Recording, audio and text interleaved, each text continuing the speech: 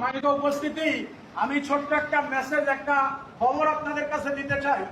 আমাদের কোরআনের পাখি যে শাহাদাত বরণ করেছেন, তার একটা উজ্জ্বল দৃষ্টান্ত আমার কাছে আছে, একটা খবর আছে। সেটা হলো যে হুজুর যে জেলে ছিলেন, ওই জেলের যিনি সুপার, তিনি আমার দূর সম্পর্কের এক রিলেটিভ, আমার আত্মীয়। তার নিজের সাথে আমার কথা হয়েছে, তার মায়ের সাথে কথা হয়েছে।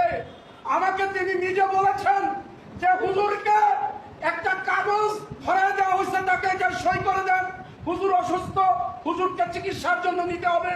হুজুর তখন অসুস্থ ছিলেন না, চিকিৎসা করার মতো অবস্থা তার তখন ছিল না।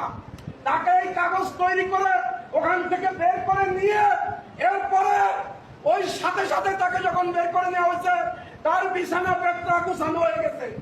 এইটা গুছাইছে, গুছানোর পরে ওই ব্যক্তি তার মাকে বলেছে, তার মা আমাকে বলেছেন যে আমার ছেলে বালিশে মুখ গুজে টুকরে কেঁদেছেন বাইরে এসে, অর্থাৎ হুজুরকে বিদায় দেওয়া হয়েছে চিরজীবনের মতো এই জেলখানা থেকে। তার মানে পরিকল্পিতভাবে হুজুরকে